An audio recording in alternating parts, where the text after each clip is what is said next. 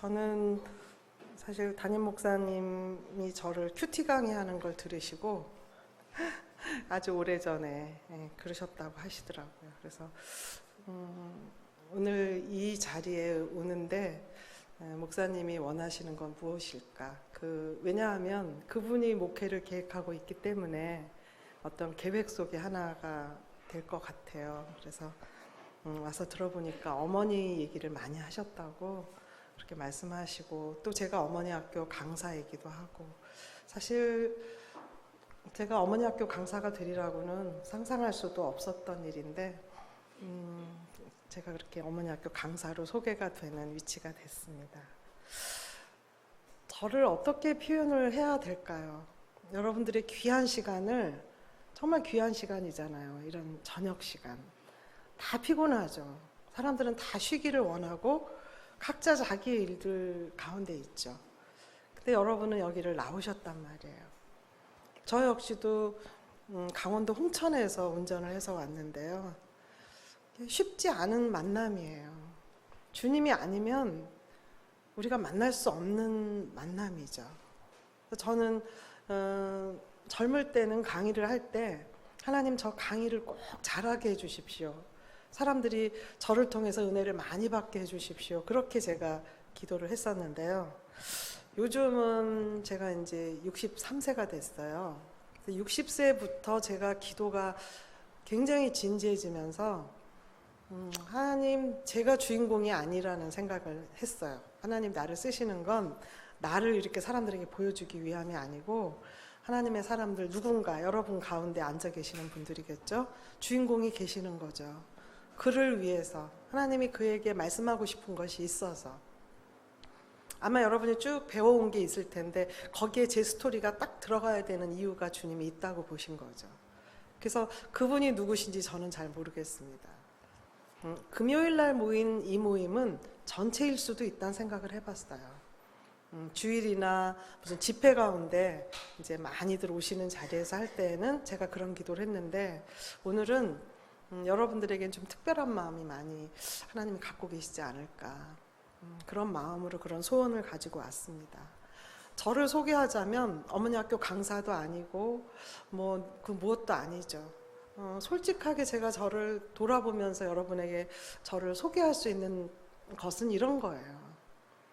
저는 성경을 매일 보고 사는 사람이에요. 평신도인데 아침마다 말씀을 묵상을 해요.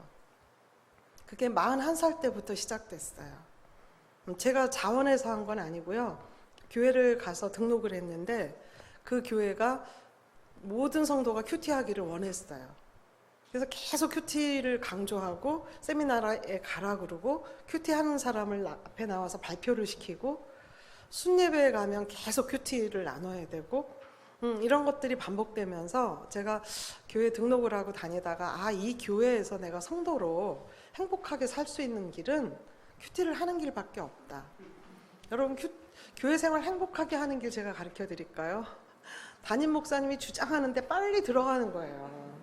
왜냐하면 그분에게 맞추는 게 아니라 제가 살아보니까 이분 주장 속에 성령님이 계세요. 이 교회를 맡겼기 때문에 하나님이 비전을 이루시거든요. 교회마다 그 세우신 목표와 이루시고자 하는 것들이 조금 달라요. 그 소원을 하나님이 목사님에게 계속 부어주시는 거예요. 제가 모태신앙인으로 어릴 때부터 교회를 다녔기 때문에 교회 생활 많이 해봐서 알아요. 이제 남은 것은 제가 그런 것들이에요. 그냥 목사님이 주장하는 거 저거를 그냥 안 하고 어떻게 넘어갈 수 없나? 안 돼요. 그 교회에서 행복하게 신앙생활을 하려면 그 속에 빨리 들어가는 게, 그것이 결국은 하나님 뜻이더라고요. 저는 그 교회 가서 너무나 아름다운 프로그램들도 많았지만 제가 결국 큐티를 해야만 되는구나, 그런 마음을 가지고 큐티를 배웠죠. 어릴 때부터 교회 다니면서 주로 해왔던 게 저는 기도였어요.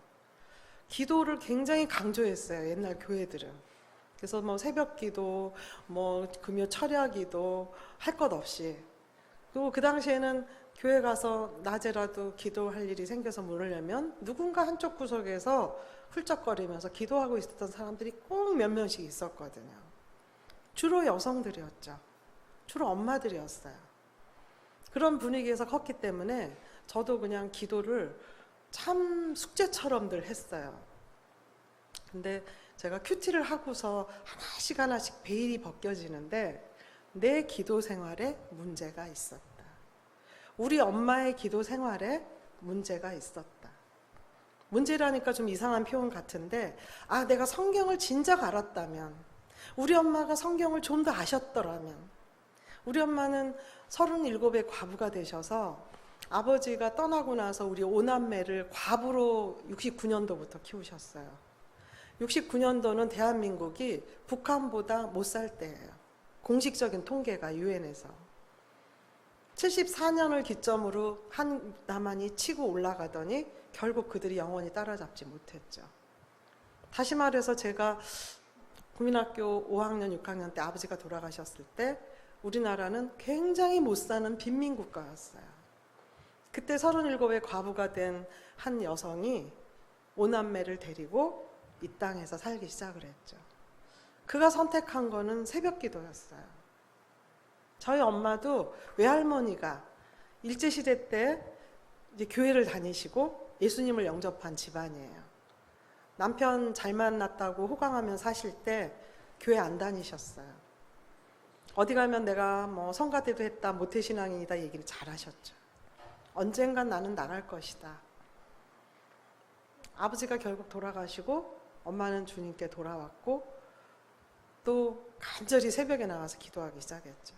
근데 우리 엄마는 항상 저한테 뭐라고 표현하셨냐면, 가끔 이제 방학 때인지 언제 기억이 안 나는데 저를 깨워서 새벽 기도를 다니세요. 야, 기도하러 가자. 중학교 2학년 때 얼마나 졸리겠어요. 그럼 저는 입이 이만큼 나와가지고 아유 내 팔자야, 아우 징그러워, 나는 되는 일이 하나도 없어. 엄마가 무서워서 나갔고요. 그랬어요. 엄마한테 끌려 나갔죠. 수치스러웠어요. 우리가 못 살고 가난하니까 우리 엄마가 이렇게 기도를 하고 중학생인 나까지 데리고 가는구나. 어린 마음에 그게 느껴졌어요. 그리고 엄마는 항상 얘기했죠. 야 이거사, 어디서 입을 내밀고 그래. 우리가 지금 기도할 때야. 너랑 나랑 하나님께 매달려야 돼. 매달려야 돼. 저는 기도를 매달리다로 배웠어요. 여러분 어떠세요? 매달리고 싶으세요? 나 매달리고 싶지 않아요. 목사님이 강단에서 하나님 사랑이시다 이러면 가슴에 탁 들어오지 않아요. 하나님이란 분은 어떤 분일까? 사랑이라고 그러는데 믿고 싶지만 저는 다가오지 않아요. 그렇게 사랑이 많으신 분이 5남매의 아버지를 데리고 가셔. 우리 엄마가 주님을 떠나서 신앙생활 안 했다고 해도 그렇지. 무슨 하나님이 그렇게 사랑하신다면서 바둥바둥 매달려야 너 매달렸구나 그리고 뭐를 하나 응답해 주셔? 학교에 가면 내 친구들은 부모님 교회 안 나가요. 걔네들도 안 나가요. 그런데 잘 먹고 잘 살아. 저는 하나님이란 분에 대한 퀘션이 계속 교회를 다닐수록 쌓여갔던 것 같아요. 의식도 못한 채. 그냥 교회를 나가야만 되니까. 안 나가면 우리가 큰일 날 수도 있으니까. 누구도 나에게 하나님에 대해서 그렇게 소상하게 이런가 싶으면 저렇고 저런가 싶으면 이런 하나님에 대해서. 그 당시에는 질문도 잘 못하는 시대였어요. 질문하면 이상한 아이로 찍혀요. 참 너는 복잡한 애야. 넌 정말 믿음이 없구나. 그런 신앙생활을 했었어요. 근데 제가 41살에 온누리교회 가가지고 그 큐티를 배우면서 하나하나 그냥 줄줄줄 읽어가는 게 아니고요. 딱딱 10절씩이에요. 아침마다. 하루에 10절이야. 12절 혹은 9절. 묵상을 가르쳐줘요. 묵상은 뭐냐? 생각하는 거예요. 저는 성경을 읽으면서 생각하는 여유가 없었어요. 그동안에. 그냥 성경 그러면 통독식으로 쭉쭉 한 장을 읽어야지 자기 전에 오늘은 2장 읽고 싶네? 그 정도였죠. 목사님들의 설교는 계속 떨어지지만 그때그때 은혜가 된 것 같은데 사라져버렸어요. 일주일이라는 시간은 꽤 길거든요. 그 은혜 속에 내가 돌아가서 살아야 되는 내 삶의 공간은 믿지 않는 시댁과 세상 교육 속에 매달려야 되는 우리 아이들을 키우는 현실로 돌아간 이 엄마와 나를 제외해서 전부 기독교 문화가 아닌 이 땅에서 치열하게 살다 보면 내가 그리스도인인지 지난주에 목사님 설교에 어디에서 은혜를 받았는지 알 길이 없어져요. 늘 슬퍼요. 늘 답답하죠. 안 믿는 여성이나 저나 다를 바 없어요. 그저 우리 교회 다니는 집사님들끼리 모여서 얘기하는 것이 이러고 저러고 얘기하고 웃고 하는 것이 큰 위안이 될 뿐이에요. 큐티를 하면서 묵상이라는 걸 배우면서 또 교회에서 안 하면 안 되게끔 압박을 주니까 그 훈련 속에 들어가면서 제가 조금씩 눈이 떠졌어요. 그랬더니 기도가 달라졌어요. 내 정체성을 알게 됐어요. 그러니까 저는 큐티를 하는 어떤 분들은 뭐 오늘 말씀을 찾아서 뭐 적용을 했다 그러는데 저는 적용하는 큐티는 아니고요. 묵상을 깊이 해요. 점심때쯤 또 생각해요. 아침에 읽은 단어 중에. 저녁 때쯤 또 한 번 돌아봐요. 이런 것들을 반복하면서 제가 가지게 된 거는 아는 거예요. 계속 알게 됐어요. 하나님에 대해서 알게 됐고요. 예수님에 대해서 알게 됐고요. 나라는 존재에 대해서 알게 됐고요. 이 세상에 대해서 알게 됐어요. 사탄의 존재에 대해서 알게 됐고 악한 것이라는 것과 선한 것, 하나님이 보실 때 그런 것들을 어쩔 수 없이 알게 됐어요. 계속 생각을 하니까 말씀을 보면서. 근데 저는 저를 이런 삶으로 큐티하는 삶이 이끌어낼 줄은 몰랐죠. 그래서 저는 오늘 어머니라는 단어와 여성이라는 단어, 어머니라는 단어와 기도라는 단어를 주제로 여러분에게 저의 얘기를 말씀드릴까 합니다. 많은 걸 깨달았지만 제가 하나님이 여성과 남성을 이 땅에 만드셨는데 그전엔 그런 개념 하나도 없이 살았어요. 그런데 이렇게 계속 묵상하는 삶을 이렇게 아침에 한 20분 하는 건데도 사람이 가랑비에 옷 젖는다고 계속하는 게 중요해요.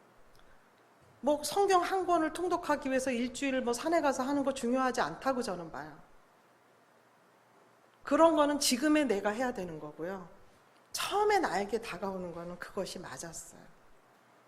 가랑비가 뭐 옷 안 젖는 것 같고 이렇게 해도 물도 안 묻는 것 같은데 계속 보이지 않는 그 옅은 빗줄기 속에서 흠뻑 젖어버리잖아요. 그런 격이었어요, 저에게는. 또 감사한 거는 아마 거기에다 플러스 어릴 때 아무 개념 없이 다녔던 주일학교에서 들었던 많은 전도사님들의 설교, 목사님들의 설교가 주춧돌이 있었다고 저는 믿기는 합니다. 그러나 그거는 내 안에서 아무 능력이 없었어요. 그것이 불이 붙지를 못했었어요. 근데 제가 매일 아침에 일어나서 건강을 위해서 생수를 한 잔 마시듯이 그런 습관을 갖게 되듯이 교회가 이 한 여성이 그 습관이 붙도록 도와준 거죠. 교회는 너무나 성도의 삶에 필요합니다. 교회를 잘 만나면 완전히 영적인 체질이 개선이 되고요. 하나님의 세상에 대해서, 하나님의 세계와 나와 이 세상에 대해서 눈을 뜨게 됩니다. 우리 엄마는 과부로 사시면서 새벽기도를 선택했는데 새벽기도 왔다 갔다 하시고 뭐 가면 와서 아까 그 찬양 너무 좋아했어요. 주 안에 있는 나에게 계속 아침에 어렴풋이 일어나려고 하면 이제 엄마 새벽기도 갔다 온 찬양 좋았을 것 같죠? 저는 싫었어요. 우리 엄마는요 그렇게 화를 잘 내요. 그래가지고 교회 갔다 와서도 맨날 우리 욕하고 또 그냥 그 쌀가게 가서 싸우고 심지어는 뭐 교회 사모님이 자기를 무시한다고 과부라고. 아내가 전쟁터 같은 분이었어요. 나중에 제가 그거를 상처 때문이었다는 걸 알게 됐죠. 저는 어린 마음에 난 엄마처럼 안 돼야지. 난 아버지가 안 계신 거는 괜찮아. 난 저 엄마랑 사는 게 힘들어. 이렇게 막 일기장에 중학교 때 막 썼어요. 엄마가 집사다, 엄마가 교회 새벽교회를 다닌다, 귀한 거 하나도 몰랐어요. 내가 41살 때 엄마가 37에 혼자 됐다는 것을 다니엘서를 묵상하다가 다니엘서에 그날 어떤 구절이 있냐면 인생의 때와 기한이란 단어가 나와요. 느부갓네살 왕한테 다니엘이란 어린 청년이 얘기를 해요. 담대하게 왕이시여, 인생과 이 우주 만물에는 절기가 있고 때와 기한이 있습니다. 왕위에 올라갈 때가 있고 내려갈 때가 있는데 그 모든 인생의 때와 기한을 손에 잡고 계신 분이 내 하나님 여호와입니다. 옛날에도 다니엘서 읽었는데 묵상을 안 하니까 그냥 휙휙 속도감 따라서 성경을 읽다 보니 제가 기억이 잘 안 나요. 근데 그거를 보는데 인생의 때와 기한, 때와 기한. 이제 묵상을 해야 되니까 멈춰야 되거든요. 그리고 단어를 생각해야 되거든요. 내가 몇 살 때 아버지가 돌아가셨나? 14살 때. 그때가 아버지가 돌아가실 때구나. 나는 그때부터 고생이 시작됐지. 이렇게 해서 내가 고등학교 1학년 때 내가 죽고 싶었지. 그때가 봄이었는데 엄마는 그걸 모르지. 근데 내가 토요일 날 학생회 예배에 가서 사모님이 나를 만져주시고 선물을 주시고 그러면서 내가 굉장히 기뻐했지. 이렇게 듬성듬성 내 인생의 때와 기한을 돌아봤어요. 기적 같은 일이었어요. 제가 그때 이렇게 온전하게 살고 있다는 게 41살에 이렇게 좋은 교회에 와서 저는 결혼 같은 거 못할 줄 알았거든요. 그 못 사는 대한민국에서 단칸방에 사는 과부의 큰딸 동생이 4명, 제가 뛰어난 미모가 있는 것도 아니고 다른 어느 친구들처럼 밤새 박이 터지게 공부해서 우등생이 된 것도 아니고 저는 아무것도 아닌 사람이었어요. 어떤 남자가 정신이 있으면 나를 데려가겠어요. 나는 결혼 못하고 살 줄 알았어요. 그런 생각을 하면서 있는데 갑자기 우리 엄마 37. 왜 제가 37을 이렇게 알게 됐냐면요. 우리 5남매는 엄마 37에 아버지 돌아가셨다. 이거 다 알고 있어요. 하도 얘기를 해가지고. 우리 엄마는 명절날도 얘기하고 목사님이 신방 오셔도 목사님 제가 37에 과부 됐지 않습니까? 권사 취임하는데 조그만 개척교회니까 엄마하고 권사님 2분 이제 취임하고 안수 집사님 1분. 대표로 김 권사님 이제 인사 좀 하십시오 그랬더니 한복 입고 나와서 그러면서 손수건을 꺼내시더라고. 우린 다 알았어요. 엄마 37 또 나온다. 성도 여러분이 알다시피 제가 37에 혼자 돼서 안 해본 것 없이 살아서 저기 있는 저 5남매를 하나님 은혜가 아니었다면 우리 성도들을 사랑이 아니었다. 또 인정 있는 우리 권사님 집사님들 같이 우시고 우리 5남매는 안 울어요. 지겹다. 그만하지. 우리가 왜 이렇게 못됐었을까를 생각해 봤는데 우리 마음이 힘들었던 것 같아요. 엄마가 그 얘기 할 때마다 우리의 불행한 그게 다 드러나니까. 다니엘서를 41살 때 큐티하면서 엄마의 인생 37을 생각하게 됐어요. 자연스럽게. 근데 41살인 나를 보니까 제가 깜짝 놀랐어요. 젊어요. 여성으로서. 어디 가면 40으로 안 보여요. 그럼 막 좋아가지고 나 아직 젊구나. 막 옷 입고 화장품 입고 귀걸이 같은 거 있으면요 못 지나쳐요. 요거 하나 하고 싶다. 나 옷 그거 브라우스 하나 있는데 여기다 이거 하면 되게 어울리겠네. 애 2밖에 안 되는데도 남편이 돈 꼬박꼬박 벌어주는데도 맨날 한숨 쉬고 도망가고 싶고 애들 키우는 게 이렇게 힘들어. 애들 키우는 게 너무 힘들어. 맨날 이러고 살았어요. 근데 우리 엄마는 얼마나 미장원에 가고 싶었을까? 얼마나 자기가 옷을 사 입고 싶었을까? 얼마나 힘들었을까? 눈 뜨면 큰애 등록금, 눈 뜨면 둘째 아이 아파서. 우리 엄마는 참 힘들었겠다. 진심으로 그때 진심으로, 그전에도 우리 엄마 불쌍해, 아유 엄마한테 잘해야지 이렇게 했지만 그날 다니엘서를 묵상하면서 제가 깊은 곳에서 통곡이 나오면서 엄마의 인생, 나는 41살인데도 이런데 참 어린 나이였구나. 그때 5남매를 책임지기에는 이 여성이 너무 미칠 것 같았겠구나. 그거를 제가 알게 됐죠. 그래서 그날 기도를 했어요. 하나님, 제가 엄마처럼 안 산다고 맨날 그랬는데 죄송해요. 저는 엄마처럼 못 살았을 것 같아요. 저는 분명히 애들을 놓고 도망을 가거나 어떻게 다른 길을 찾았을 것 같아요. 우리 엄마처럼 미련하게 새벽기도 하나 다니고, 그래서 이렇게 새벽기도에 목을 매달았구나. 엄마가 그러시더라고요. 이제 교회 집사님들끼리 했는지 기억이 안 나요. 근데 우리 그 풍금 있는데, 우린 옛날에 풍금을 썼거든요. 그리고 이제 의자가 없이 마루였는데 그 풍금 앞에서 맨날 새벽기도를 하셨나 봐.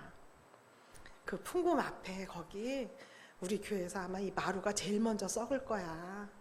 내가 거기 맨날 눈물 콧물을 얼마나 쏟았다고. 나 그런 얘기도 감동 안 받았었어 옛날에.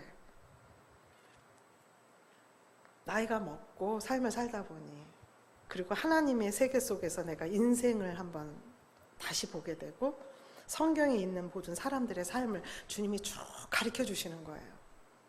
그걸 보면서 엄마의 삶을 재해석하고, 제가 막 진심으로 엄마를 친구가 되어드려야 되겠다 이런 생각을 했던 기억이 나요. 우리 엄마는 이런 얘기를 이제 가끔 누가 뭐 어느 집에 어떤 일이 있고 이제 사는 얘기 많이 하잖아요, 누군가. 그럼 가만히 듣고 있다가 그 남편이 요번에 또 감옥을 갔대. 뭐 그 남편이 요번에 뭐 이 도박을 하다가 또 어떻게 됐대. 뭐 알코올 중독이고 막 술에 빠져가지고 막 애들은 많은데 막 이러면 쭉 얘기 듣다. 그 애기 엄마는 어때?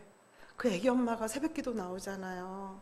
그 애기 엄마 참 버릴 게 없어요. 그냥 맨날 울며 기도하면서 열심히 일해가지고요. 그러면 그 집은 살아. 우리 엄마가 딱 예언하듯이 그 집은 산다. 남자 소용없어. 죄송합니다 형제님들. 저희 엄마가 그러셨다는 거예요. 남편이 없었기 때문에 그러셨겠죠. 남편 소용없어. 너무 믿지 마. 집안에 여자가 정신 차린 집은 산다. 이상하게 그게 우리 엄마는 들어갔어요. 아니 엄마뿐만이 아니라 우리 엄마 또래의 여자 집사님들, 그 시대의 엄마들이 그랬어요. 그리고 이런 얘기 있어요. 많이 하셨어요. 제가 그 얘기를 이렇게 딱 귀에 딱 들어왔으니까. 호랍이 3년이면 이가 서말이고, 과부 3년이면 뭐 집 이렇게 얘기했더니 어디 가면 지역마다 얘기를 하시더라고요. 저만 들은 게 아닌가 봐. 우리 엄마는 보리쌀이 서말이다. 근데 어디 가니까 또 뭐 다른 거 얘기하시더라. 굉장히 여성을 중요하게 생각했어요. 우리 엄마 시대의 여성들은. 우리가 정신 차려야 돼. 우리가 정신 차리면 애들 살아. 이게 굉장히 강하셨어요. 근데 제가 성경을 계속 묵상하다 보니 너무 놀라운 일이에요. 우리 엄마 성경을 그렇게 많이 안 보셨을 텐데.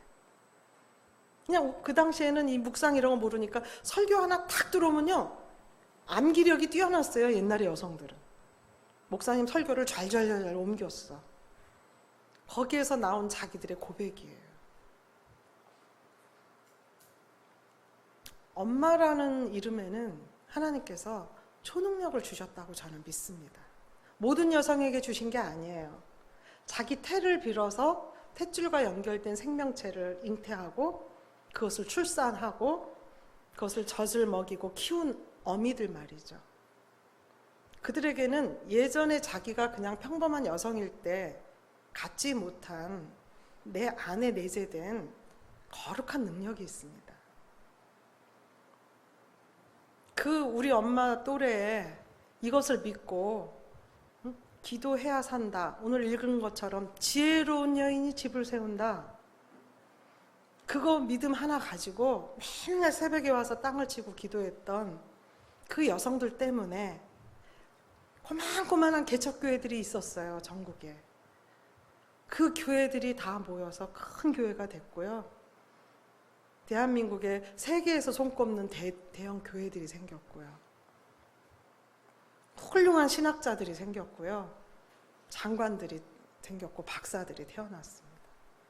그 맨날 눈물로 기도하고 애들 등록금 주세요. 하나님 우리 오늘 쌀거리 없어요. 기도했던 그 여인들의 기도 때문에 대한민국이 세계에서 12번째, 13번째 잘 사는 나라가 된 거죠. 저는 묵상을 계속 하다가 어떤 생각에 딱 미쳤냐면 큰일 났구나. 우리 세대, 60대, 저는 60대죠. 그때 제가 50대였어요. 50이 막 넘어갈 때. 큰일 났구나. 우리 엄마 세대들은 돌아가시기 시작해요. 그런데 우리 세대는 배우지 못한 게 기도예요. 누리고 프로그램이 많아서 공부하러 다니고 뭐 상처가 어떻고 뭐가 어떻고 가정이 어떻고 정서적으로 풍부해져 가지고 교인들이 찬양도 수백 가지 수천 가지의 찬양이 나오고 옛날에는 찬송가 달랑 하나였어요. 집중력이 없어요, 요즘 시대에. 그래서 제가 그날 눈물을 너무 많이 흘렸어요. 나는 우리 엄마 기도를 딱 먹고 살았어요. 우리 엄마가 우리 오남매를 위해서 엄청 기도를 쌓아놨어요. 내가 살면서 하나님 나한테 어떻게 이런 걸 주시지? 참 희한하다. 근데 우리 남편이 늦게 예수를 믿었거든요. 저랑 결혼을 해서. 안 믿으려고 몸부림치고 저는 또 막 난리를 치고 하다가 이제 예수를 믿었는데 우리 남편이 가끔 그래요. 당신은 기도가 쌓인 것 같아. 나는 아무도 기도해 준 사람이 없어서 나하고 달라. 제가 아니 무슨 소리야 하면서 또 제 안에 부인할 수가 없어요.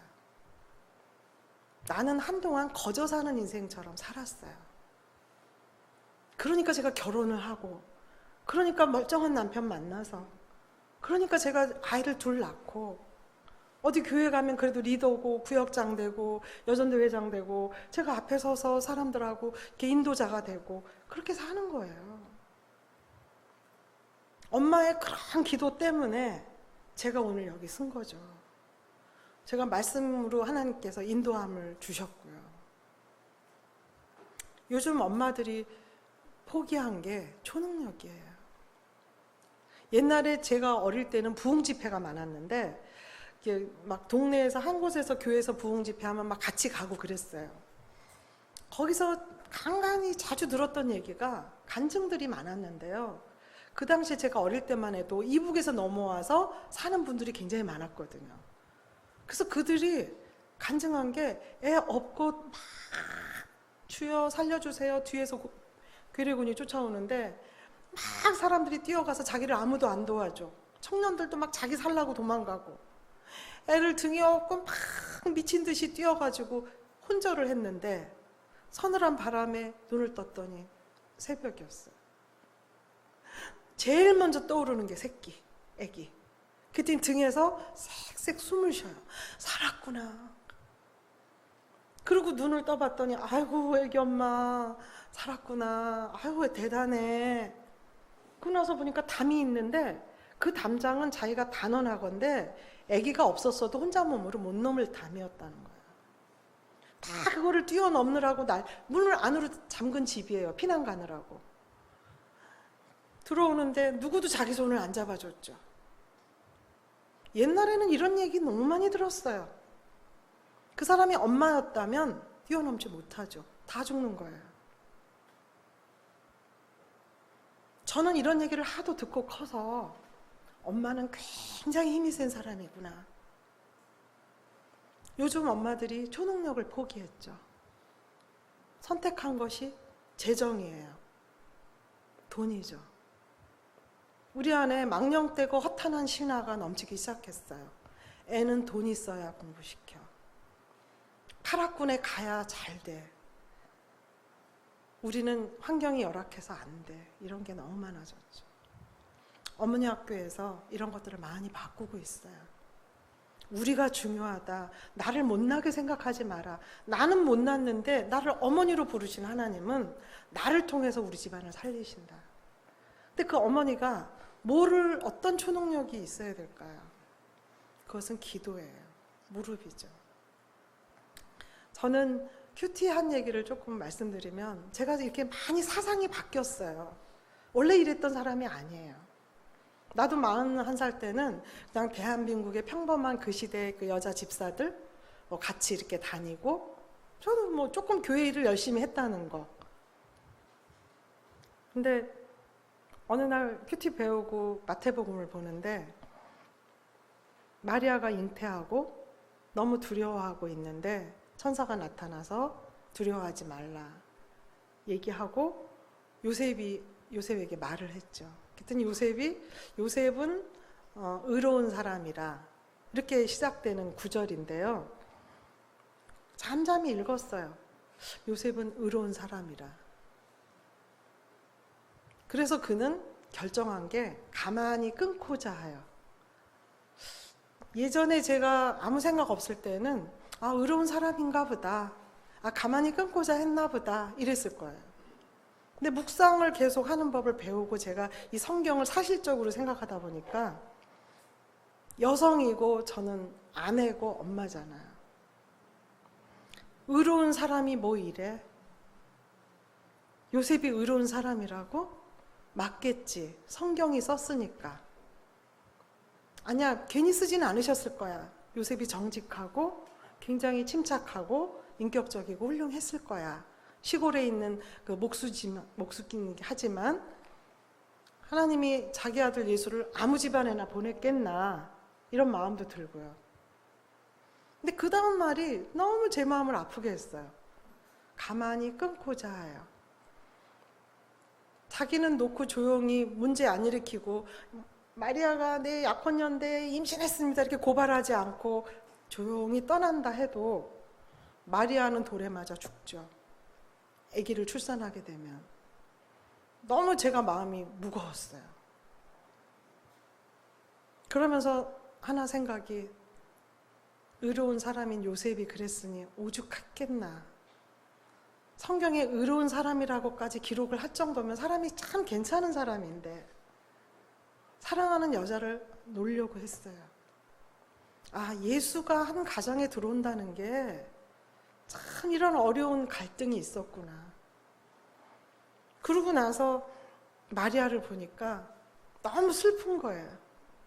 사랑하는 남자에게도 버림을 받아야 되는. 근데 아마 요셉이 버리려고 말 꺼내기도 전에 제일 먼저 감지한 게 마리아였을 것 같아요. 제가 결혼해서 살아보니까 남편이 어떤 안 좋은 거, 밖에서 무슨 안 좋은 일, 좀 고민하는 거 있으면 제일 먼저 제가 알아요. 우리 남편이 참 대단하다고 할 정도로 입술이 하얗게 말라갖고 다닐 때가 있어요. 당신 왜 그래? 괜찮아. 계속 물어보다 보면 사건이 있어요. 그러면 나하고 의논해야지 하면서 해결한 일이 있거든요. 마리아도 요셉이 우리 그만두자 얘기하기 전에 아마 감지하고 있었을 거예요. 이 사람이 나 때문에 괴롭구나. 이 사람이 나 때문에 너무 슬프구나. 이 마리아하고 요셉 때문에 눈물이 났어요. 여러분 큐티를 하면 눈물을 많이 흘리게 돼요. 때로는 하나님 때문에 울기도 하고요. 성경에 있는 어떤 인물 때문에 울기도 하고 거기에 도달하지 못하는 나 때문에 울기도 해요. 그리고 제가 그 큐티 노트에 이렇게 썼죠. 하나님, 저는 이때까지 예수님의 고난만 슬퍼하고 그것을 귀하게 여겼는데 오늘 나하고 성정이 똑같은 한 여성과 남성, 시대는 훨씬 앞서 살았지만 태어난 것도 지역이 너무 다른 곳에 살다 가셨지만 나처럼 성정이 똑같은 인간으로 태어난 신앙의 선배, 마리아하고 요셉 때문에 가슴이 아픕니다. 저는 어떻게 살아야 될까요? 그냥 이렇게 쓸 수 있잖아요, 큐티노트에. 이거를 주님이 들으세요. 대답을 주로 어디에서 전 들었냐면 그 목사님 주일 설교 때 희한하게 본문도 다르고 주제가 지금 설교가 그게 아닌데 이렇게 열심히 설교를 듣다 보면 탁 저한테 주시는 내가 질문한 거에 대한 답이 올 때가 많아요. 그거는 예수님의 제자로 살라는 거였어요. 제가 질문을 한 사람이니까 딱 들어요. 내가 42살, 나이가 40, 그때는 왜 이렇게 그게 나이가 많이 먹은 것 같아요. 42살 때. 지금 60대인 내가 생각하니까 너무 귀여워. 참 그 어린 것이 많이 사는 것 같아. 난 어떻게 하지? 앞으로 할 게 없을 것 같아요. 너무 늦은 것 같아, 모든 게. 그래서 내가 주님, 이제 대한민국에 42살이나 먹은 여자가 됐는데 이제 제가 예수님께 제자로 살기를 이제 들었습니다. 두렵기도 하지만 이게 뭔지 모릅니다, 사실. 그런데 제가 어떻게 살까요? 질문했을 때 목사님이 다 우리는 예수님의 제자다. 신학교 저 안 다녔습니다. 저는 부족합니다. 그거는 내 안에서 난 거기까지 부르지 마십시오라는 그런 소리라는 거예요. 우리 영혼은 알고 있대요. 우리가 예수님의 제자로 우리를 불렀다는 거. 제자다운 삶을 살자고 얘기하셨어요. 각자의 위치에서 제가 그거를 썼죠. 아멘 주님, 저에게 하시는 말씀인 것을 믿고 따르기를 원합니다. 그렇게 쓰고 나서 가만히 보니까 왜 그렇게 나는 교회 안에서 갈등이 많아요. 우리 또래 여자 집사님하고 일하다가 살짝 시기가 붙어. 제 기억에는 제가 먼저 한 것 같지는 않아요. 그가 먼저 나를 시기했다고 생각돼. 이건 제 주장이에요. 근데 하여튼 항상 그랬어요. 내 주변에는 왜 전부 이런 사람들만 있어. 나는 너무 외로워. 왜 이렇게 내 주변에는 하나님 나를 훈련시키려고 그러나? 왜 이렇게 그냥 성격 나쁜 사람, 질투하는 사람이 많을까? 나는 설교 시간에 원수 그러면 나는 원수가 너무 많아. 막 이랬어요. 그때 제가 주변을 돌아보니까 이제 누가 또 다 하나 그렇게 하려고 그래요. 그럼 내 감정이 확 상하려고 그래. 그러면 제가 그 쓴 게 기억이 나요. 주님, 저는 예수님의 제자로 살겠습니다. 그러면서 갑자기요, 참 사람의 마음이라는 게 아무것도 아니에요, 사실. 아까 스트레스 받아가지고, 저 사람 또 시작하네? 내가 이거를 어떻게 하지? 이렇게 했던 내가. 억울한 소리를 누가 해서 나한테 전해주면 밤새 잠을 안 자요. 목사님이 그렇게 들으셨단 말이지, 내 얘기를. 그러면 삼자 대면을 할까? 차 마시자고 그럴까? 이걸로 밤을 새요. 그리고 항상 하는 게 나는 경우 어긋나는 짓은 안 해. 그가 먼저 한 거야, 이거죠. 근데 그때도 뭐가 이렇게 시작이 되려고 하는데 속에서 그런 것 같아. 너 예수님의 제자로 산다며 예수님의 제자 맞냐? 그런 생각. 근데 사람의 마음이 너무 이상해서요. 그거를 듣는 순간에 제가 픽 웃음이 나와요. 아이고 주미야. 아이고 너 그렇구나. 그래 너 이때까지 그렇게 살았어. 그때 성경을 조금씩 알아가니까 제가 그때 또 깨달은 게 뭐냐면 주님은 저에게 세상과 싸우고 악한 것들과 싸우고 밖에 나가서 거친 풍파와 싸우라고 악한 사탄하고 싸우라고 하셨는데 저는 교회 안에서 기력을 다 쇠진하고 있어요. 그냥 그 조그만 거 하나 가지고 고민하고 뭘 생각을 하고 어떻게 말을 해서 풀어야 되나 너무 그렇게 머리를 쓰고 살았던 거예요. 우습더라고요. 제 큰 틀이 확 벗겨지는 순간이었어요. 그때 이후로 항상 적용이 돼요. 교회에서 또 이제 무슨 팀을 만들어서 봉사를 하는데 제가 총무고 일을 많이 했단 말이에요. 근데 주일날 가니까 교회 신문에 우리 팀이 소개가 되고 이름이 쫙 나갔어. 사람은 자기 이름 찾잖아요. 총무가 주미양이 아니라 다른 사람 이름이 잘못 들어가 있는 거예요.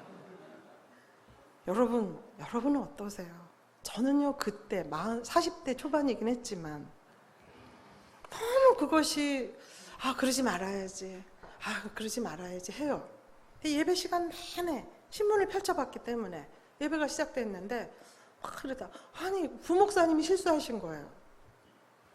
그 목사님은 왜 그러셔? 교회가 팀이 많다 보니까 매주 내 이름이 안 나가요. 기획으로 우리 팀이 나간 거예요. 1년에 한 번 나갈까 말까 해. 그러면 목사님이 신경을 쓰셔야 되잖아요. 우리 오늘 박전도사님을 제가 저를 이제 뭐 메일도 보내시고 막 이렇게 했는데 진짜 깜짝 놀랐어요. 너무 세심하고 실수 안 하는 분 같아. 뭐 여러분들은 어떻게 생각하시는지 모르지만 저는요, 와, 참 젊은 전도사님이 참 뭘 챙기는구나. 실수했나 또 돌아보고 또 확인하고. 근데 우리 부목사님은 또 그런 실수가 잠깐 있었거든요. 너무 예배가 머리에 안 들어와요. 그런데 저기서 예배 끝나니까 이제 막 내려가는데 저쪽에 그 목사님이 딱 보여. 근데 그 목사님이 저를 보더니 막 이러고 오는데 알겠어 내가. 그래서 제가 그전 같으면 탁 피해가든가, 아니 뭐 교육자가 할 일이 이거 아니야? 막 이러면서 그랬을 거예요. 제가 평상시에는 좋은데 뭐가 하나 딱 건드려주면요 그렇게 마음이 어두워요. 근데 제가요 막 달려갔어요. 손을 이러면서 막 코미디언처럼. 목사님이 막 이래, 목사님 그랬어요. 난 예수님의 제자거든요.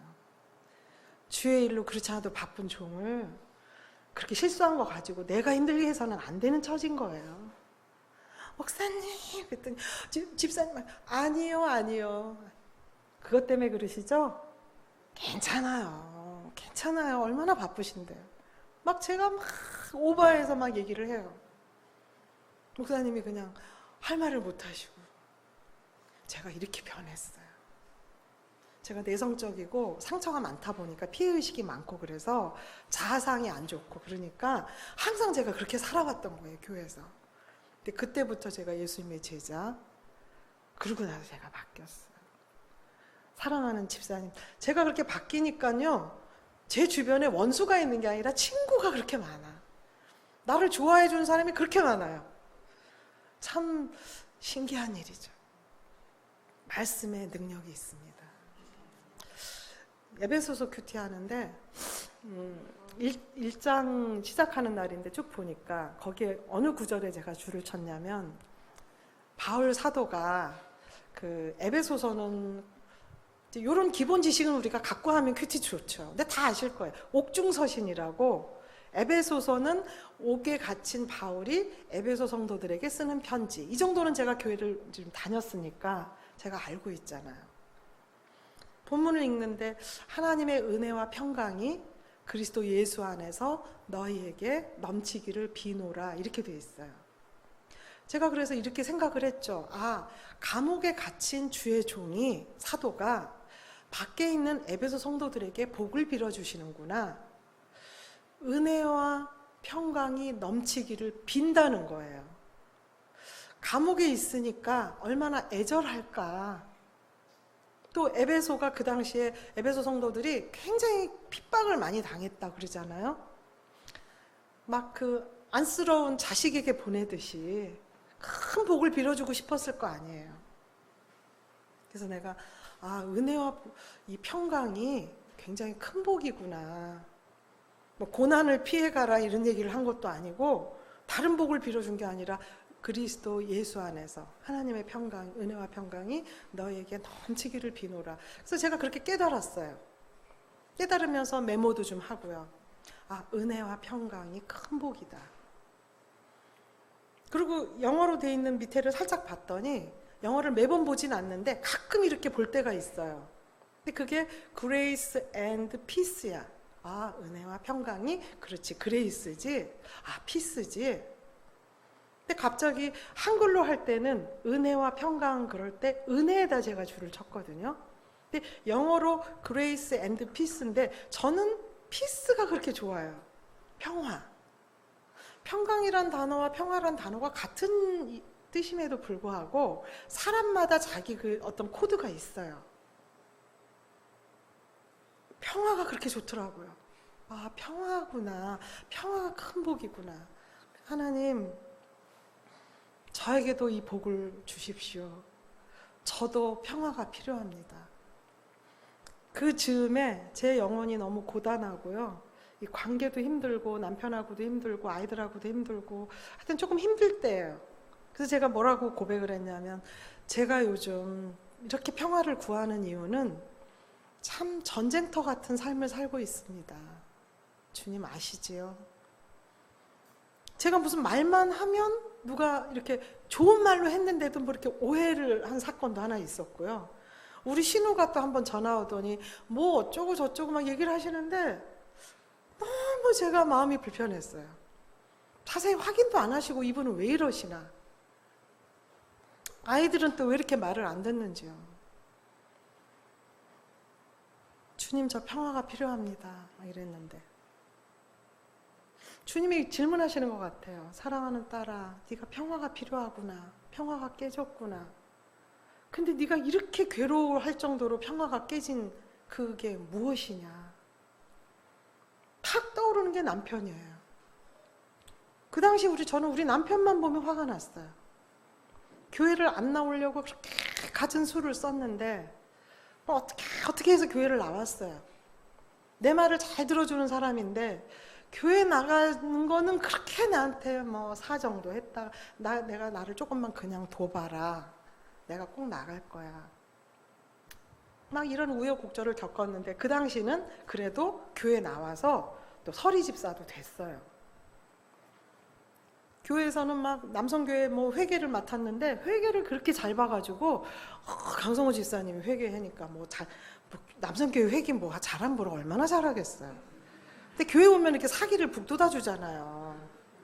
자기가 뭐가 된 줄 알아요. 우리 목사님 맨날 보면 우리 강 집사는 진짜 척 보면 그냥 교육자 목회자 같이 생겼다 그러고 멀쩡하죠. 안경 끼고 신사복 쫙 입고. 그럼 자기가 정말 뭐 된 줄 알아. 내가 막 아슬아슬해 죽겠어요. 근데 하루는 고등부 교사를 목사님이 하라고 그랬다고 공과책을 가져온 거야. 내가 얼마나 화가 나는지요. 제일 먼저 딱 떠오르는 게 우리 남편 담배를 못 끊어요. 못 끊는 정도가 아니라 술은 안 먹는데 체질이 안 맞아서. 근데 담배는 엄청 피워요.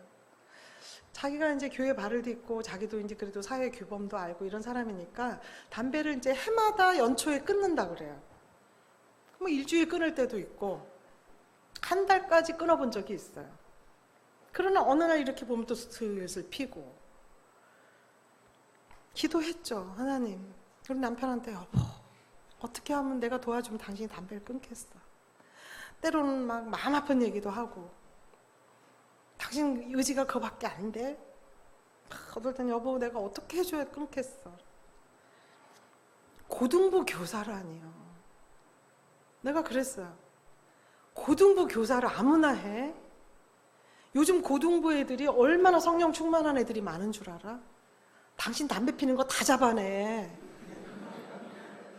고등부 애들이 담배를 피려고 그래도 얘들아 하면서 이렇게 해야 되는 게 고등부 교사야.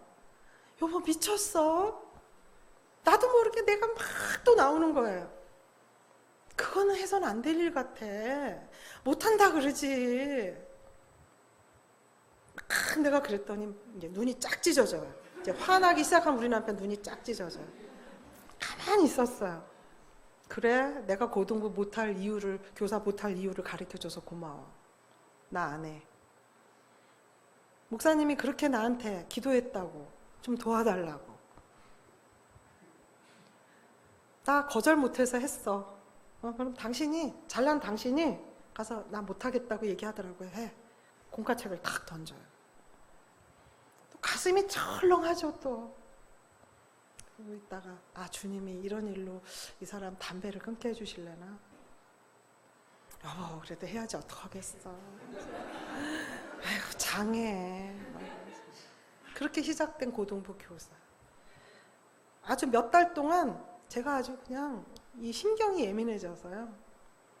어쩌면 주일날 아침에 샤워하면서 그 전에 베란다에서 심지어는 화장실에서 담배를 펴요. 그 흔적을 내가 볼 때마다 이건 아니지 않나? 주일날 이거 하나를 못 참나? 우리 남편이 올바르게 안 보여요. 너무 속이 상해가지고 뭐라고 얘기하면 싸늘하게 대답하고 제가 그 모습을 떠올렸어요. 주님, 저 너무 사실 그 일 때문에 다 피곤한 거예요. 그랬더니 주님께서 그러시는 것 같아요. 본문을 다시 한번 읽어봐. 그리스도 하나님의 평강이 그리스도 예수 안에서 너희에게 넘치기를 비노라. 은혜와 평강, 은혜와 평화.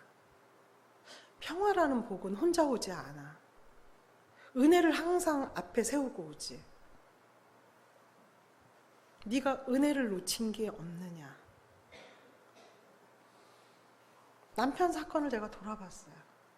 그런데 문득 어떤 생각이 드냐면 아주 몇 년 전에 시골에서 나 혼자 교회 다닐 때 교회 한번 총출석 주일이 있어요. 교회에. 그러면 믿지 않는 남편들을 위해서 구역장님들이 금식을 해.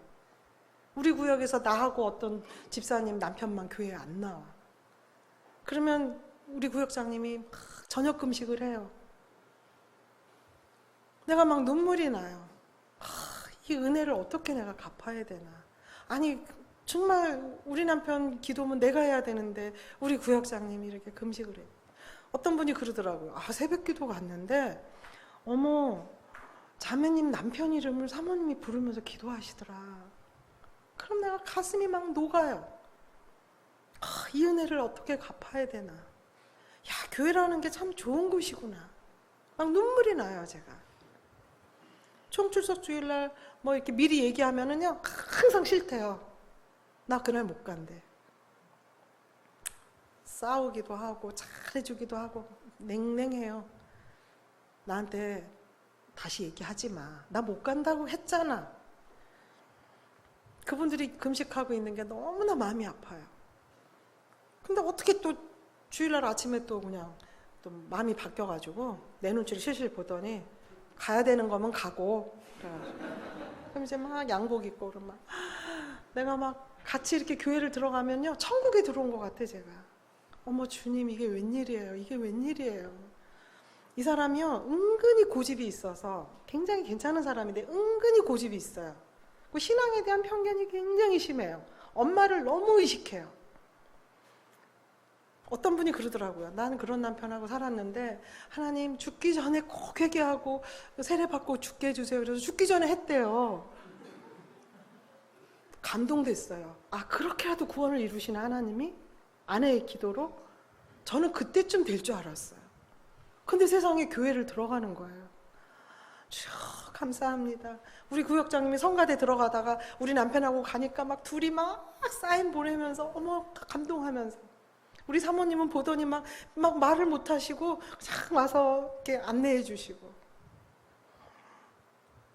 우리 구역이 또 맨 앞이야. 승질 내고 안 간대요. 아무 데나 앉으면 되지 왜 이렇게 피고 여보 우리 오늘 구역대로 앉는 거야. 기왕 왔으니까 가서 탁 구석에 앉아요. 근데 나는 천국이야. 찬양을 하면 눈물이 막 흘러요. 하나님 웬 은혜입니까? 우리 남편 보면 이뻐 죽겠어 막. 어떻게 온다는 생각을 했을까? 내가 울면 또 승질을 내요. 막 운다고. 그럼 주보에다 써요. 너무 좋아가지고 여보 이렇게. 그때를 떠올려 주셨어요. 그 카트가 나오는데 마치 주님이 말은 안 하셨는데 그런 것 같아요. 그때 너는 은혜가 넘쳤었어. 우리 사모님 은혜 감사해. 우리 교회 은혜 감사해. 우리 구역장님 감사해. 모든 게 네가 감사하고 은혜였어. 그때 네가 평화로웠지. 남편이 그렇게 담배 피고 세상 맘대로 살 때인데. 그런데 사랑하는 딸아, 그 남편이 매주 교회 나온다. 아침 8시에. 9시가 고등부 예배거든요. 8시가 교사 기도회야. 우리 전도사님이 그래. 아유, 저는 우리 강성원 선생님이 최고래. 8시 보면 딱 앉아 계신대. 그럼 제가 그랬어요. 전도사님, 그게 믿음 아니에요. 책임감이에요, 책임감. 책임감은 하여튼 희한하게 책임감이 있어요. 그래도 저는 좋습니다. 나는 막 불안하고 초조하고, 주님이 그러세요. 아침 8시에 매주 교회 온다. 나는 공과책도 안 봐요. 근데도 주일날이면 꼭 가져가. 그런데 공과책 딱 가지고 아침 8시면 교회를 향해서 들어오는 그 아들을 보면 가슴이 벅차다. 고맙다. 그런데 그 사건이 너의 평화를 깨다니. 네가 은혜를 회복하기 바란다. 나는 담배 신경 안 써. 차차 내가 할 거야. 네가 방해하지만 말어. 내가 나의 때에 나는 그 아들을 존중해. 그 아들이 엄청 고민하고 있어. 나는 그 아들을 사랑한다. 그날 엄청 울었어요, 제가. 하나님의 사랑, 하나님의 이 넉넉함, 하나님의 은혜라는 거. 하나님이 얘기하는 은혜라는 단어와 내가 갖고 있는 은혜라는 단어가 다른 거예요. 청소를 막 하는데 우리 남편 사진, 이제 가족 사진인데 그전에는 꼴도 보기 싫어가지고 이렇게 하는데 그날은 보는데 왜 이렇게 멋있어요. 옛날 막 연애할 때 생각이 나는 거야. 괜찮아요. 그리고 남편이 들어와요. 배를 누르길래 딴 데 같으면 딱 눌러주고, 애들 있을 때나 뭐 얘기하는 척하고 아주 싸늘하게 살았거든요. 근데 그날 내가 딱 입구에서 이렇게 다정하게 웃고 있으니까 우리 남편도 헷갈리죠. 그러더니 들어오더니 내 눈치를 이렇게 보는 거예요. 그래서 여보, 그리고 내가 이렇게 팔을 꼈더니 왜 이래? 막 이래. 미안해요. 하나님이 당신이 너무 귀하대. 내가 은혜를 잊어버렸대. 나 담배 얘기 안 할게. 너무 미안해. 하나님이 아니라고 안 하시는데 왜 내가 그랬을까? 우리 남편 담배 60대에서 끊었어요. 오래 갔죠? 아무 문제 없어요. 어느 날 새벽 기도에 강단에 올라가서 일주일을 기도하더라고요. 돈 때문에. 저는 우리 남편이 신발 벗고 강단에 올라가는데 가슴이 미어졌어요. 기도할 줄 모르는 사람이거든요. 거기를 올라가는데 저는 밑에서 그랬어요. 하나님, 뭔지는 모르지만 저 아들의 기도를 좀 들어주세요. 그렇게 믿음이 자라가더라고요. 여러분, 말씀이라는 게요, 사람을 이렇게 바꿔놔요. 내가 그날 은혜와 평강이란 단어를 묵상했을 때 우리 남편이 담배를 끊고 들어온 것도 아니고요. 끊겠다고 약속한 것도 아니에요. 그런데 단지 하나님이 보시는 남편을 향한 그 관점, 제가 그게 보이기 시작한 거죠. 평화가 이루어지는 거예요. 저는 남편하고 그렇게 시작을 했지만 그때 했던 큐티, 에베소서 큐티는 지금도 적용이 돼요. 제가 어떤 동네 사람하고 사는데 그 사람이 너무 나한테 요즘 막 섭섭하게 하고 이상하게 해요. 막 괘씸해서 한마디 해주려고 그러는데 처음에 그가 나한테 참 잘해줬었어요. 처음에 이사 갔을 때. 정말 분에 넘치게 잘해줬어요. 내가 은혜를 놓쳤더라고요. 또 내가 다가가서 손 내밀었어요. 자기가 부끄러워하더라고요. 여러분, 전 하나님의 말씀이라는 게 사람을 이렇게 바꿔놔요. 저는 이 기도라는 단어를 생각할 때 기도는 누가 해야 되냐면 하나님을 잘 아는 사람이 해야 돼요. 그렇지 않겠어요? 기도는 내가 하고 내 문제 때문에 하지만 이게 중요하지 않아요. 내 기도를 들으시고 역사하셔야 되는 분이 하나님이세요. 그래서 성경을 많이 보면은 기도를 잘 할 수밖에 없게 돼 있어요. 저는 큐티 사역자인데 큐티 열심히 한다고 소문이 나고 제가 이제 큐티 하는 사람으로 교회에서 알려졌는데 어머니 학교에서 기도하는 어머니 4강 강사로 저를 초빙했어요. 저는 어울리지 않습니다. 저는 말씀 묵상하는 어머니? 그런 거면 모르지만 기도하는 어머니라는 타이틀이 안 맞습니다 했더니 소문을 이분들이 많이 들은 거야. 내가 우리 자녀들을 위해서 기도했는데 그게 말도 안 되는 기도였는데 응답이 됐다더라. 이런 게 교회 안에서 소문이 퍼진 거예요. 나에게 기도를 배우기를 원해요. 내가 굉장히 이렇게 처음에는 저항을 하고 아니라고 막 설명을 했는데, 아, 하나님이 나에게 행하신 일이 이거구나. 내가 말씀 묵상을 했더니 제 기도를 들어주세요. 제가 하나님이 들으시는 기도를 했겠죠. 똑같이 아이 입시 기도를 해도 저도 아이 입시를 해야 되잖아요. 우리 애가 대학 가야 되잖아요. 근데 말씀 안다고 성숙하게 대학 안 가도 좋습니다, 이런 기도 할 것 같아요? 아니에요. 똑같이 기도하죠. 근데 뭔가 제가 다른 요소가 들어간 거겠죠. 우리 아이는 큰애가 아들인데 음대를 보내려고 첼로를 시키고 있었어요.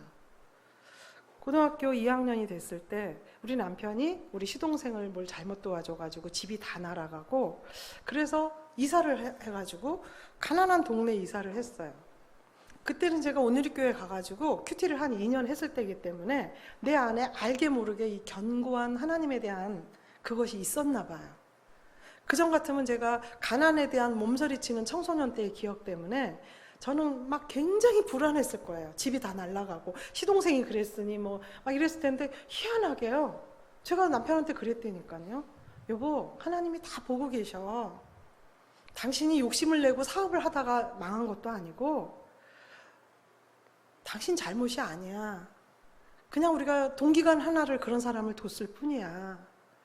그러니까 마음 안정하고 우리 해결하자.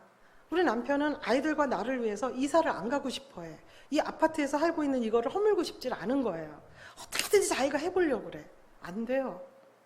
여자가 그럴 때 훨씬 강해요. 이 강한 여자가 성경을 아는 진리 위에 쓰면 좋은 거죠. 막 세상의 욕심으로 강한 여자면 남편을 더 힘들게 할 수 있어요.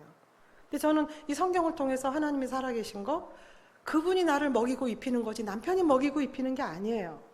남편에게 직업을 주시고 남편에게 건강을 주시고 해서 하는 것뿐이죠. 그러니까 남편이 직업이 없어져도 남편을 구박하면 안 돼요. 나를 먹이고 입힐 분은 하나님인데 또 길이 있을 거예요. 그런 믿음이 생길 때. 그래서 여보, 이사하자. 이거 아무것도 아니야. 나는 어릴 때 고생해서 단칸방에서 너무 오래 살았어. 우리 애들은 좋은 아빠 만나서 조금 했을 때부터 각자 자기 방 가지고 막 밖에 비가 오는지 눈이 오는지 모르고 살았지. 여보, 그러지 말자. 우리 애들도, 우리 온누리교회에서는 막 선교사 파송도 많이 하거든요, 젊은이들을. 우리 애들도 단기 선교사로 몽골에를 갈지 아프리카를 갈지, 가면 물도 안 나온 데로 갈 수도 있고, 얘네들 고생 좀 해야 돼. 이러면서 이사를 했어요. 하루하루 말씀을 보면 한 글자 때문에 살았어요, 제가. 한 글자. 일어나라 빛을 발하라 하는데 빛을 발하라까지는 기운이 없어서 못 보겠어요. 근데 현실이 너무나 비참해서 일어나라 하나를 붙들었어요. 일어나자. 일어나자. 그 말씀의 능력이요, 해본 사람은 알아요. 그걸 하나님이 나한테 얘기했다고 생각하니까 일어나라. 근데 문제는 거기 가가지고 음악을 공부하고 대학 음대를 준비하는 우리 아들이 연습 안 해요, 첼로를. 아주 놔버렸어요. 뭐가 그렇게 뭐 훈장 받은 것처럼 어쩌고 저쩌고 저쩌고 이유가 많고, 나는 피 같은 돈을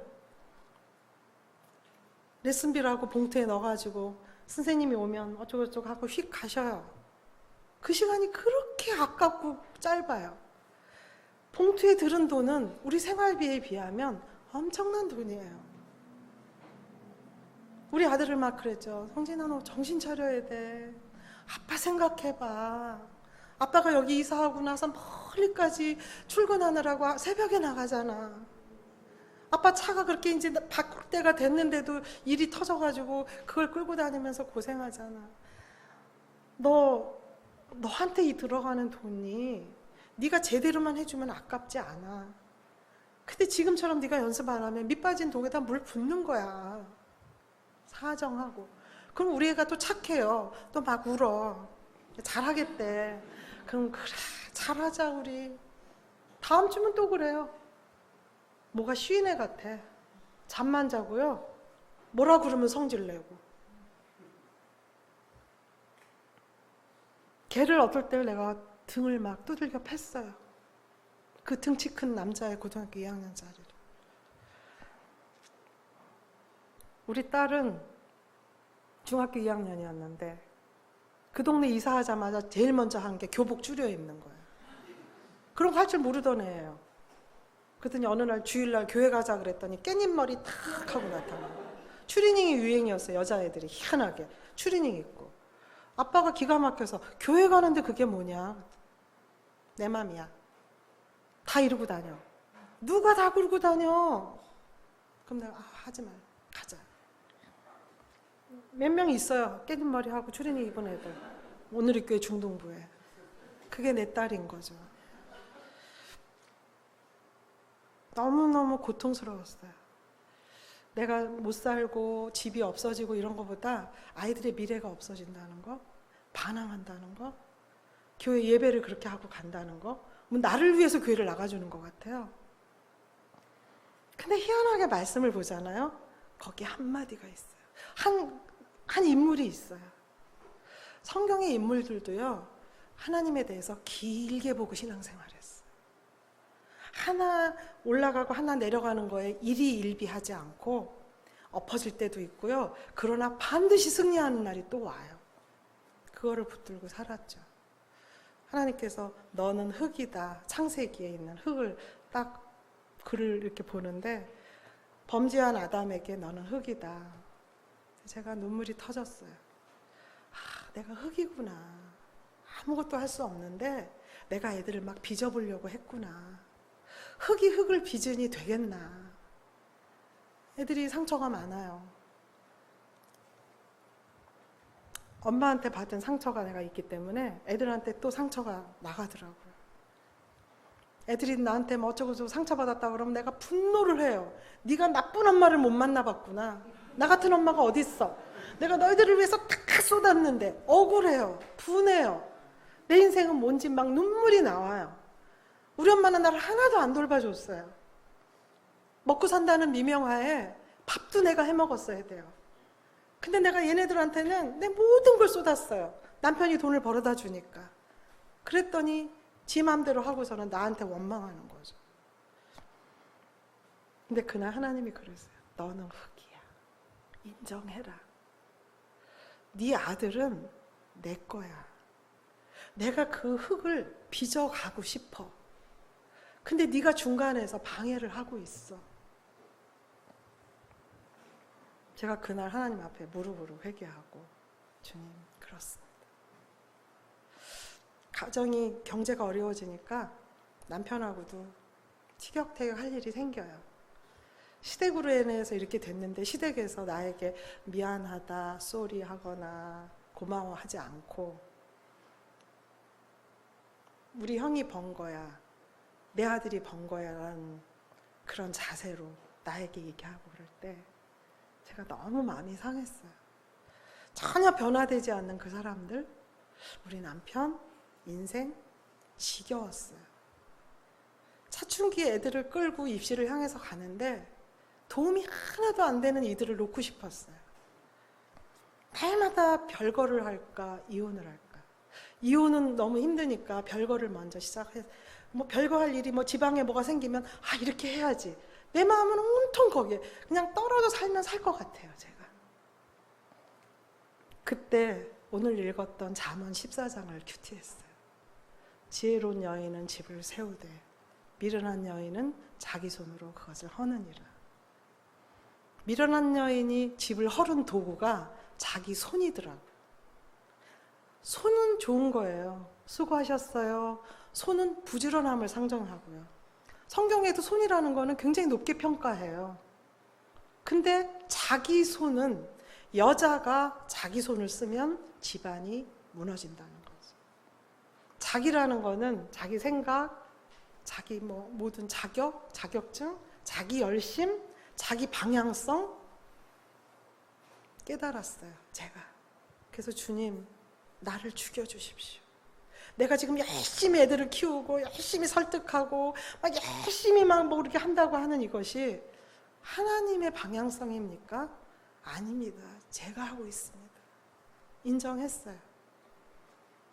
앞에를 보니까 지혜로운 여인은 집을 세웠다. 심플해요. 도구가 없어. 성경에는 뭐 대칭구조 그래가지고 모순도 있고 앞에 이런 단어가 있으면 뒤에는 바로 이런 단어가 나오고 이런 것들이 있다고 배웠어요. 자기 손하고 대칭되는 게 없어요. 지혜로운 여인은 무엇으로 집을 세웠습니까? 주님, 알려주세요. 저는 집을 세우고 싶습니다. 우리 남편이 신앙이 그 집안의 바탕과 그런 것들 때문에 사람이 착한데요, 자기 의지대로 안 돼요. 난 날마다 분노했는데 제가 그걸 받아들였어요. 지혜로운 여인이 집을 세운다는 거예요. 주님이 남편을 힘들게 하지 말래요. 남편에게 너무 기대하지 말래요. 내가 이 약속이 있지 않니? 네가 지혜로운 여인이 되면 내가 네 집을 세워줄게. 남편이 세우는 게 아니야. 아이들이 세우는 게 아니야. 주님, 자기 손하고 대칭되는, 허무는 도구, 세우는 도구. 세우는 도구는 뭔가요? 그랬을 때 내 머리에 확 지나가는 단어, 무릎이다. 딱 가슴에 와닿았어요. 누구한테 확인하려고 전화 안 했어요. 말씀이 읽다가 다가오는 거는 영감이 생겨요. 확실하다. 무릎이구나. 그때부터 제가 선택한 길은 기도였어요. 이때까지 뭐 오늘 이 시간에는 다 얘기할 수 없지만 우리 딸에 대한 거, 아들에 대한 거 말씀을 보다 보면 언약을 주세요. 내가 이렇게 하겠노라. 주님, 저 약속 받았습니다. 기도하는 사람에게 우선 필요한 게요, 세상 기도는 비나이다, 비나이다예요. 하나님의 기도는요, 언약이 있어야 돼요. 언약을 받으셔야 돼요, 엄마들이. 여러분이 성경 보면 성경이 열립니다. 제가 장담해요. 여성들이 성경 보면 성경이 열려요. 하나님이 그렇게 만드셨어요. 묵상이라는 걸 잘할 수 있도록 만드셨어요. 우리가 안 할 뿐이죠. 성경 속으로 매일 들어가면 뭐 큰애 때문에 큐티하는 건 아니잖아요. 어느 날은 작은 딸이 딱 떠올라요. 무너진 예루살렘. 예루살렘은 여성 명사야. 목사님이 가르쳐 주셨어요. 딸이구나. 주님, 또 기도하게 돼요. 우리 아들에 대해서 내가 빚겠다. 친히 빚겠다. 에스겔서를 통해서 물이 한 방울씩 나와서 걔 인생이 좀 더뎌. 그러나 기다려봐. 큰 물이 될 거야. 약속 받았어요. 내가 할 거는 기다리면서 계속. 약속은 어떻게 이루어지냐면요, 믿음과 기도로 이루어져요. 기도를 끝까지 끝을 못 보는 경우는 어떤 경우냐면 인내하지 못해서. 기도는요, 죽는 순간까지 해야 돼요. 내가 기도를 하는데 우리 아들이 오늘까지 변화 안 됐잖아요. 죽는 날까지 기도하고 죽으면 돼요, 내가. 그럼 내가 천국에서 보게 될 거예요. 그가 어느 날 내 기도로 인하여 누구를 만나서, 어느 목사님 한 분 만나서, 어느 교회 하나 만나면 인생이 완전히 뒤집어져요. 그때 눈물로 간증하겠죠. 우리 엄마가 돌아가시는 날까지 내가 변화 안 됐습니다. 그날까지 저를 놓고 기도했습니다. 엄마의 기도로 제가 이렇게 살고 있습니다. 사랑하는 여러분, 어머니들께 부탁하고 함께 이 길을 가자고 초청합니다. 매일 하루에 한 번 성경 보세요. 거기에 언약이 떨어지면 믿음을 가지고 길게 보시고 승부하시면 돼요. 지금 아이들이 실패하고 있습니까? 여기서 낙심하는 건, 낙심은 사탄이 하는 일이에요. 그렇구나. 돌아올 거예요. 이 믿음을 엄마가 가져줘야 돼요. 남편 어깨에 너무 무거운 짐을 주지 맙시다. 내가 중요해. 여자가 똑똑하면 그 집안은 산다 그랬어. 그러면 우리는 기도 생활 안 했기 때문에 힘든 일을 어떻게 할까요? 서로 연합하셔야 돼요. 서로 여성끼리 연합해야 돼요. 서로 기도 모임을 만드세요. 서로 큐티 모임을 만드세요. 그래서 정보를 공유하세요. 나 지금 힘든데 옆에 집사님은 어떻게 그걸 이기고 있나 들으세요. 내가 기도 못하고 우리 애가 지금 아프고 힘들면 이 엄마 기도 못해요. 정신이 없어요. 옆에 엄마가 그때 힘이 돼주는 거예요. 하나님, 우리 집사님 아들 붙들어 주세요. 병원에 있는데 살려주세요. 막 기도하는 거예요. 또 자기가 아이가 문제가 생기면 옆에 엄마가 한 마음으로 기도하는 거죠. 저는 여러분의 교회가 너무나 아름다워요. 아까 예배드리고 찬양하는데 정말 마음이 뜨거웠어요. 앞에서 찬양하는 사람들 목소리뿐만이 아니라 뒤에 여러분들이 얼마나 진심으로 찬양하는지 제가 느껴졌어요. 여러분들은 바탕이 좋은 분들 같아요. 기도하십시오. 철야 기도에 오는 여러분들에게 제가 기도를 또 말씀드리니까 그런데 여러분의 기도에 하나님이 말씀으로 기름 부으시면 폭발이 일어나요. 말씀을 잘 보고 계시겠지만 정기적으로 하지 않으면 어렵습니다. 말씀을 사랑하시는, 그래서 기도를 하나님의 마음에 쏙 들고 시원하게 하는 기도를 해서 여러분 기도의 사건이 하나님의 사건이 되어서 하나님에게 이루고 싶으신 소원이 생기는 그런 기도를 올려드릴 수 있기를 바랍니다. 이 시간에 한번 같이 기도합시다. 하나님, 저희가 기도의 자리에 나왔는데 이제 하나님께서 또 어머니이고 여성인 우리들에게 특별히 하나님께서 부어주시는 은혜가 있을 줄로 믿습니다. 주님 말씀 보게 해주시고 절대 낙심하지 않고 기도로 자녀를 세우고 남편을 세우고 가정을 세우는, 집을 세우는 여인이 되게 해주십시오. 기도하기를 원하고요. 한 여인에게 집이 가정뿐이겠습니까? 교회가 우리 믿는 여성들의 집이라고 믿습니다. 우리들의 무릎의 기도로 교회가 세워지게 해주십시오. 또 한 여인에게 또 하나의 집이 있죠. 우리 민족과 국가가 우리의 집인 줄로 믿습니다. 우리 여성들이 힘이 없지만 초능력을 가지고 주님 전능하신 하나님 앞에 기도함으로 인해서 쓰러져가는 나라, 도덕적인 모든 것이 흐트러져 버리고 정말 정권 다툼으로 가득한 이 나라, 청년들의 길이 없는 이 나라를 우리 여성들의, 어머니들의 기도로 국가와 민족을 세우게 해주십시오. 이 시간에 주여 한번 외치고 기도하겠습니다.